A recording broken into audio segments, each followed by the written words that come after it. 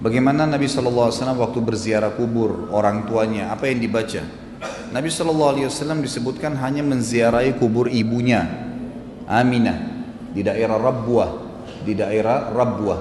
Beliau bersabda dalam hadis yang sahih, bahwasanya aku meminta izin kepada Tuhanku untuk menziarahi kuburan ibuku, maka aku diizinkan, dan aku meminta izin kepada Tuhanku untuk beristighfar untuk ibuku, maka aku tidak diizinkan. Kenapa? Karena ibunya Nabi SAW meninggal dalam keadaan kufur. Ayah dan ibu Nabi SAW meninggal dalam keadaan kufur. Ini keyakinan ahli sunnah wal jamaah. Karena Nabi SAW sendiri yang memberitakan masalah itu. Dan ini tidak mengurangi kadar beliau SAW. Karena kedua orang tua beliau masih menyembah berhala. Dan ini sudah terjadi pada nabi-nabi sebelumnya. Seperti Nabi Ibrahim AS, kakek Nabi Muhammad SAW. Ayahnya bernama Azar, memang meninggal dalam keadaan kufur. Nabi Nuh alaihissalam itu istrinya, anaknya. Nabi Lut, istri dan anaknya, semua dalam keadaan kufur. Itu bukan aib bagi figur seorang nabi. Tapi ini memang sesuai dengan informasi Nabi SAW. Tadi hadis tentang menziarahi kubur Aminah itu disebutkan oleh Imam Al-Hakim dalam Mustadraknya, dan juga Baihaqi menyebutkan ya, ini dengan sanad yang sahih tentang Nabi SAW pernah minta menziarahi kuburan ibunya, diizinkan. Waktu minta istighfar, maka Allah SWT tidak izinkan.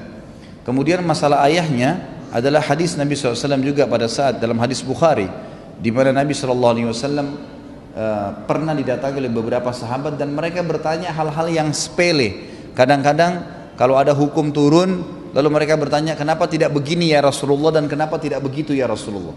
Maka Nabi SAW mengatakan, janganlah kalian bertanya sesuatu yang akan memberatkan kalian. Kalau kalian diperintahkan, kalau aku perintahkan sesuatu, maka kerjakanlah semampu kalian, gitu kan?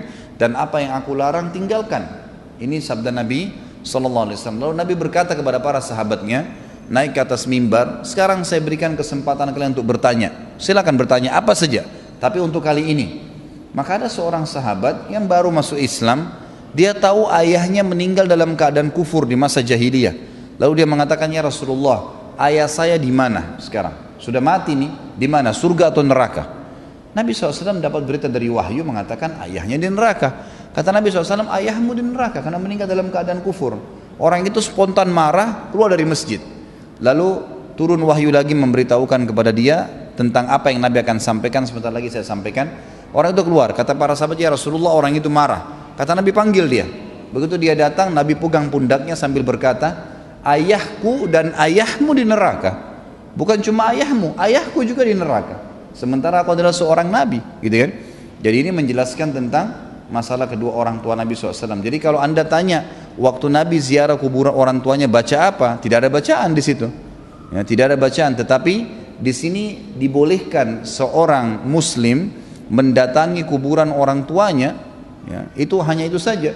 Apakah ada doanya? Tidak disebutkan, karena Nabi SAW tidak berdoa, tidak beristighfar untuk ibunya, tapi menziarahi diizinkan, gitu kan? Ini yang ada. Tapi kalau yang anda ingin tanya adalah bagaimana atau apa yang dibaca seorang Muslim pada saat menziarahi kubur, itu memang ada sendiri. Nanti ada pasal yang kita bahas berhubungan dengan pasal kita juga masalah azab dan nikmat kubur, gitu kan?